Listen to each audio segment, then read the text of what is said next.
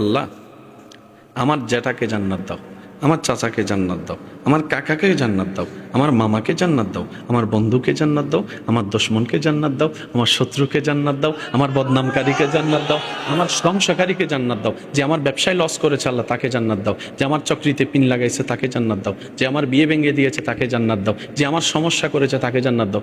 ফেরেশতা বলবে, কিরে তোর দোয়া কো,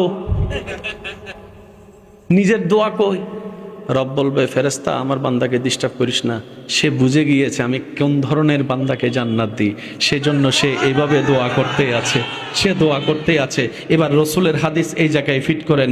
রসুলে পাক সাল্লাল্লাহু আলাইহি ওয়াসাল্লাম রাহমাতুল্লিল আলামিন নবীর এরশাদের ফরমান হচ্ছে, তুমি তোমার মুসলিম ভাইয়ের জন্য কল্যাণের জন্য যেই দোয়াটাই করবা, রব্বুল আলামিন সেই নিয়ামত তোমাকেই দান করবেন।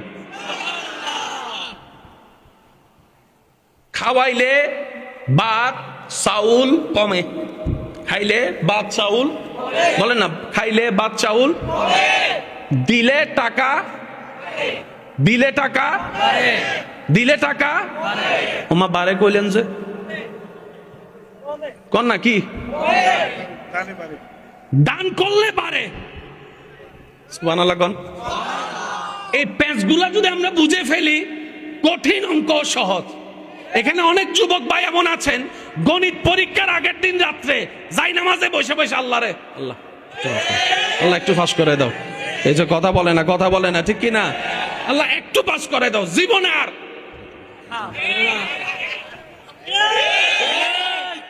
যুবক আছে না না, পরে আল্লাহ দয়া করে পাস করাই দিছে, কেহুনে কার কথা, পরের দিনে তো পাস হইয়া 3 প্যাকেট শেষ করে ফেলছে, এমনও যুবক আছে না নাই? হাই হাই, ইসলাম যে কত সুন্দর বুঝার দরকার। এবার টোটাল অঙ্কটা বলি। এই প্যান্ডেলটা সাজাইয়েছেন কমিটি শ্রোতাদের জন্য, এই আসনগুলো রেখেছেন মেহমানদের জন্য, এটা রেখেছেন বক্তাদের জন্য। জন্য শব্দটা একটু খেয়াল করবেন, বক্তাদের জন্য, ঠিক আছে? তাহলে এই জিনিসটাকে আমাকে জোর করে অর্জন করতে হবে? এটা তো বক্তার জন্যই। তাহলে আমাকে এই জায়গায় অর্জন করতে হলে কি, আমাকে বক্তা হতে হবে। বক্তা হলে কিন্তু চেয়ার এটা, মেহমান অতিথি হলে চেয়ার এটা, শ্রোতা হলে, বলেন না, শ্রোতা হলে আপনার জন্য এই প্যান্ডেল। এবার বলেন, জান্নাত বানাইছেন কে? বলেন না, জোরে বলেন না, জান্নাত বানাইছেন কে?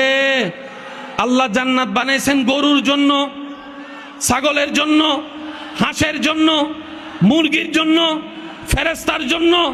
কাদের জন্য? বলেন না, কাদের জন্য? অঙ্ক তো ক্লিয়ার হয়ে গেছে এখানে। বানানেওয়ালা জান্নাতটা নিজের জন্য বানায় নাই, ফেরেশতার জন্য বানাইছেন, তো আপনার জন্য। এখন শর্তটা কি? শর্তটা হচ্ছে যে আপনাকে ওই বান্দা হতে হবে। ভাইয়া কি হতে হবে? বান্দা হতে হবে। কার বান্দা? যে বান্দার সম্পর্কে রব্বুল আলামিন কোরআনে বলেছেন, ইন্নী জাইলুন ফিল আরদে খলিফা, ও ফেরেশতা, আমি আমার পৃথিবীতে আমার প্রেমিক বান্দা পাঠাতে চাচ্ছি। এতটুক কথা যারা বুঝতে পেরেছেন তারা একবার বলি মারহাবা। আমি কি বেশি কঠিন বানিয়ে ফেলছি ভাইয়া? বুঝার শিকার দরকার, বলেন না, বুঝার শিকার দরকার। এবার ওই কথায় আমি ফিরে যাচ্ছি, একটু শুনেন।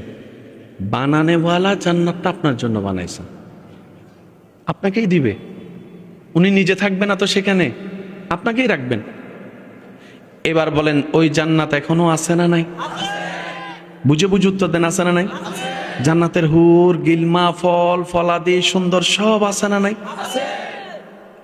কিন্তু জান্নাতটা এখন দেখতে কেমন লাগছে একটু কল্পনা করে দেখুন। মনে হবে যেন একদম নিস্তব। মাহফিলটা শেষ হলে প্যান্ডেল যেমন লাগে। আমি আমার দায়িত্বে একটা কথা বলতে চাই, ওলামায়ে কেরামের দোয়া নিয়ে, যদি আপনারা অনুমতি দেন। অনুমতি আছে? আছে আছে আছে আছে আছে আছে যুবকরা বলেন আছে আছে।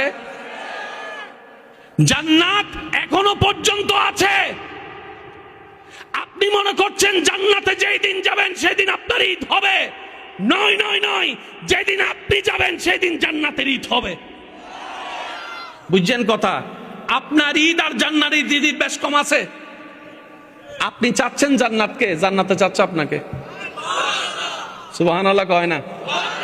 আচ্ছা, মানুষে বিয়ে বাড়িতে মানুষ আসে আগে নাকি আয়োজন হয় আগে? আয়োজন হওয়ার পর আয়োজকরা অপেক্ষা করে কার জন্য? মেহমানের জন্য। কার জন্য? মেহমান যখন আসে, বাচ্চারা যখন দৌড়ায়, তখন না বিয়ে বাড়ি। শ্রোতা যখন আসে, বক্তা যখন আসে, তই না মাহফিলের প্যান্ডেল এত সুন্দর। আসরের পরেও ছিল না? এটা ছিল না আসরের পরে? জোহরের পরে ছিল না? দূর থেকে দেখে কি মনে হয়েছে জিন্দা না মরা? আর এখন দেখেন তো, জিন্দা যারা আছে তারা একবার কোন সুবহানাল্লাহ। মরা না জিন্দা?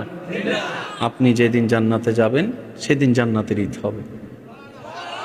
হাই হাই হাই, বুঝতে পারি নাই যে নিজের দাম কতটুকু, বুঝতে পারি নাই নিজের মূল্য কতটুকু, বুঝতে পারি নাই আল্লাহর বান্দার সম্মান কতটুকু। আপনি যাওয়ার কারণে জান্নাত আনন্দিত হবে। কিভাবে? ফল গাছ আছে, খানেওয়ালা নাই, সেই ফল গাছের কোনো দাম। ঘর আছে, থাকনেওয়ালা নাই, সেই ঘরের কোনো দাম। যেদিন আপনি যাবেন জান্নাতে, জান্নাত খুশিতে আত্মহারা হয়ে যাবে। জান্নাতের গাছের ফলগুলা আপনি যখন ধরবেন, গাছের ঈদ হয়ে যাবে, গাছের ঈদ হয়ে যাবে, গাছের ঈদ হয়ে যাবে। আপনি যখন ফলটা খাবেন, ফল বলবে আমি তো তোমার অপেক্ষায় বসেছিলাম হাজার হাজার বছর ধরে, হাজার হাজার বছর ধরে। এবার বান্দা জিজ্ঞেস করে, আমরা দুনিয়াতে থাকতে তোমাকে পেতে চেয়েছি, ওমা আসার পরে দেখলাম তুমি আমাদেরকে পাওয়ার আগ্রহ ছিলা, ব্যাপারটা কি? জান্নাত উত্তর দেয়, আরে আমি জান্নাতের চাইতে হাজার গুণ দামি আল্লাহর সৃষ্টি আশরাফুল মখলুকাত মানব জাতি। আপনার দাম জান্নাতের চাইতেও বেশি। সুবহানাল্লাহ কইতেন না? আপনার দান ফেরেশতা চাইতেও বেশি। আপনার দুই কাঁধে দুইটা কি আছে বলেন না ভাইয়া? ফেরেশতারা আপনার ডিউটি করে কি করে না? আপনাকে দিয়ে কি আল্লাহ ফেরেশতার ডিউটি করায়? কিন্তু ফেরেশতাকে দিয়ে আপনার ডিউটি করাচ্ছে।